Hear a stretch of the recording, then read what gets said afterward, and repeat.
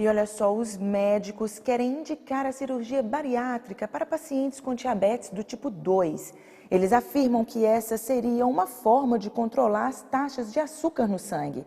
Cerca de 60% dos brasileiros que têm esse tipo de diabetes estão com a doença fora de controle. Foi publicado em uma revista da Associação Americana de Diabetes a recomendação da cirurgia bariátrica para pacientes diabéticos com obesidade mórbida, independentemente do nível de glicose, e pacientes com obesidade moderada e severa, quando a doença não puder ser mais controlada com medicamentos ou mudanças no estilo de vida. De acordo com o Centro de Obesidade e Diabetes do Hospital Alemão Oswaldo Cruz, a indicação da cirurgia deve se basear na gravidade da doença e não apenas pelo IMC. Segundo o órgão, existem diabéticos com IMC de 31 que precisam mais do tratamento do que pessoas com IMC de 36. Essa proposta de seleção já foi levada para o Conselho Federal de Medicina. Agora é preciso aguardar o parecer da entidade. No Brasil, o órgão aprova a cirurgia para quem tem IMC acima de 40 ou 35 com doenças associadas, como diabetes e hipertensão. E agora vamos falar de um hábito muito legal e que tem que ser incentivado sempre, o da leitura. Há poucas semanas atrás, nós noticiamos sobre uma pesquisa que revelou que os brasileiros estão lendo mais. E além desse hábito nunca sair de moda, ajuda a desenvolver o raciocínio e a comunicação. E a parte mais interessante ainda é que pais que estimulam o hábito da leitura nos filhos contribuem e muito com o aumento de 14% da memória e 27% do seu vocabulário. Vim na minha biblioteca, hoje leio todos os livros, depois leio emprestado, volta! Essa é a casa do Nicolas. Ele tem 4 anos e ama que sua mãe leia para ele. Seja no banheiro, na sala, na cama da mamãe, no pula-pula ou na rede, a mãe está lendo para ele. Quando perguntamos qual o seu livro preferido... Qual é? Eu vou esticar a mão para você ver.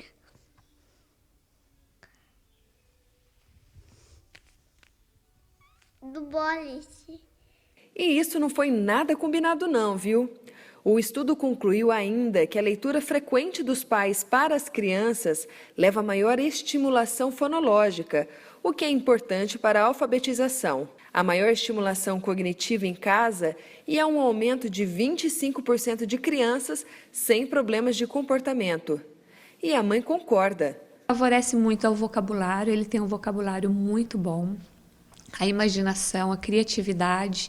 Então eu acho que é isso que vale, que é esse estímulo, principalmente hoje no mundo que as crianças ficam muito no computador, ficam muito na televisão.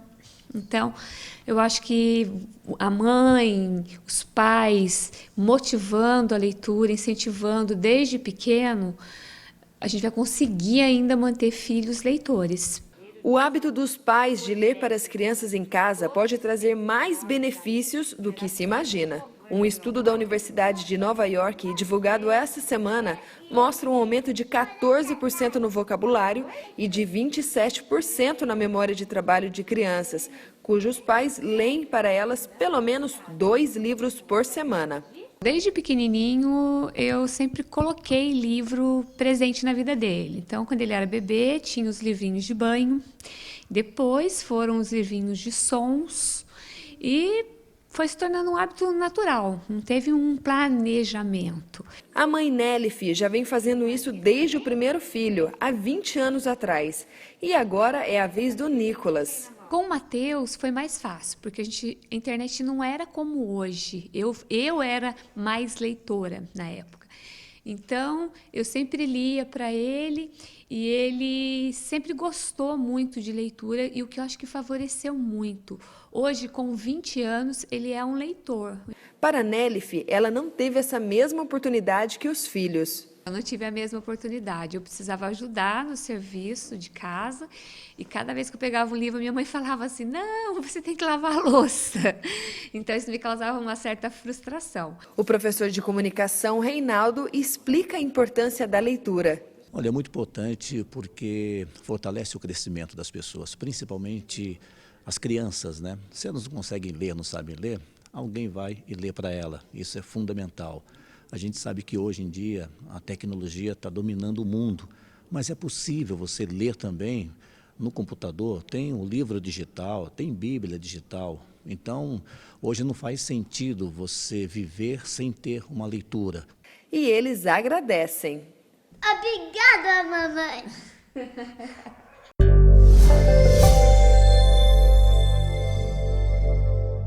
TV educativa, como nós somos, é sempre um prazer receber alguém das letras aqui no nosso espaço.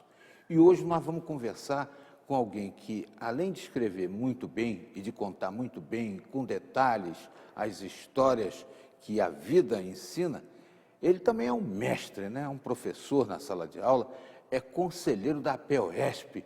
Nós estamos recebendo aqui hoje o Gerson Jório, que é uma pessoa muito querida, muito estimada aqui em todo o Vale do Paraíba, e nós vamos conversar. Tudo bem, Gerson?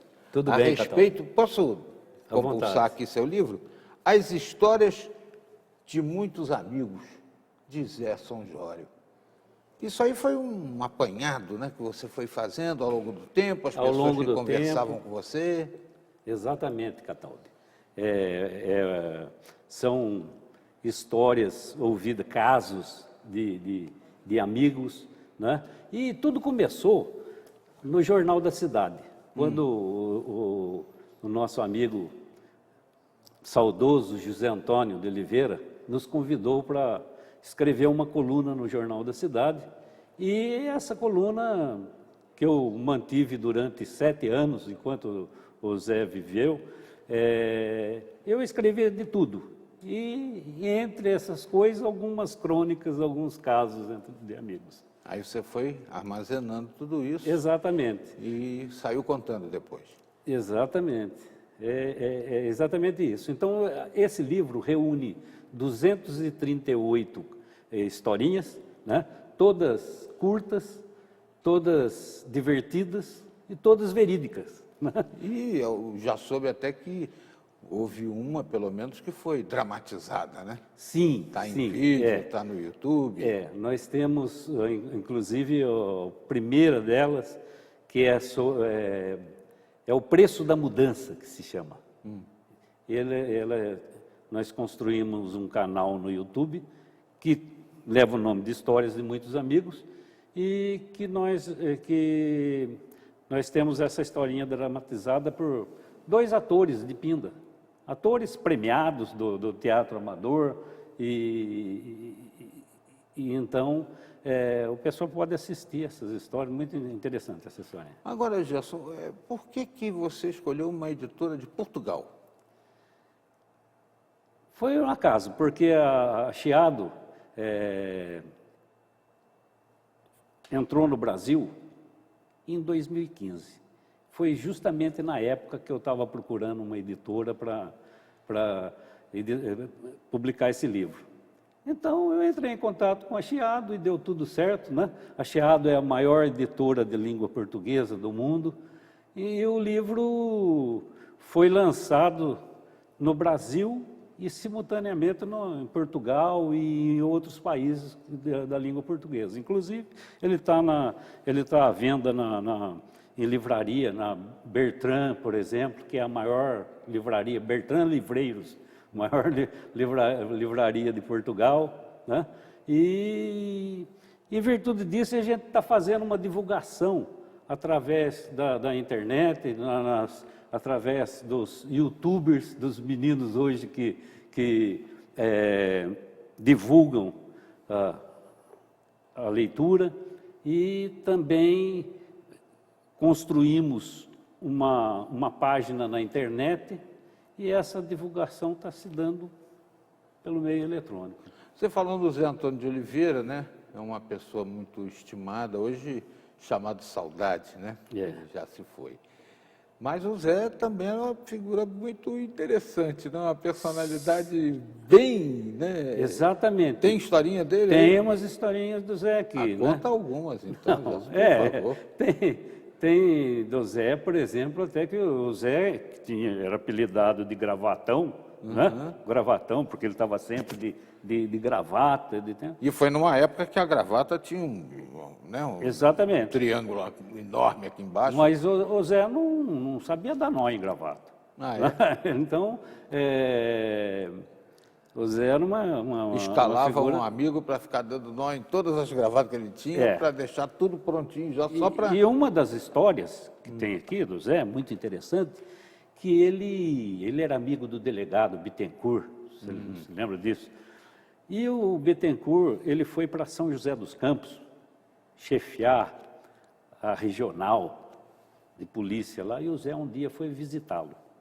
O Zé chegou aqueles trajes dele, um terno escuro, óculos escuros. Era uma pinta, o Zé era uma pinta. Era Entrou na delegacia e já foi pedindo o documento para todos os policiais. Correção. Corregedoria da polícia. Por favor, todo mundo com o documento na mão aí, carteirinha na mão. E foi recolhendo uma por uma. Depois entrou na sala do Bittencourt, jogou tudo em cima da mesa e falou, olha, a carteira do pessoal eu já tomei. O próximo passo vai ser soltar os presos. Então era... Me contaram uma história, que eu não sei se está nesse livro, se vai ser motivo para outro. Geraldo Alckmin foi político por acaso? Mas vou pedir para você contar isso depois, daqui a pouco, na continuidade da entrevista.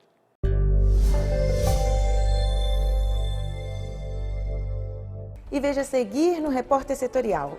Crescem casos de violência sexual contra crianças no país. Aguarde um instante e aproveite para nos ajudar a encontrar algumas pessoas que, infelizmente, estão desaparecidas.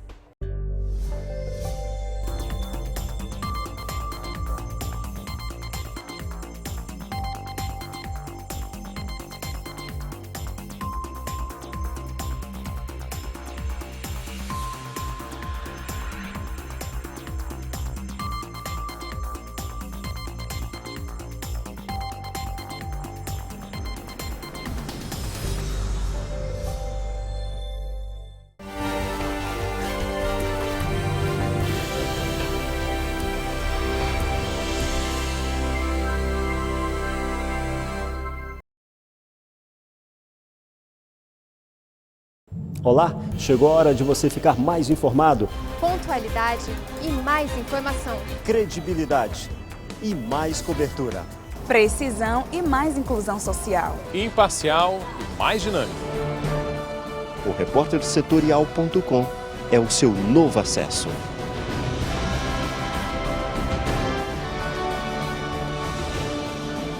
É nossa terra no ar.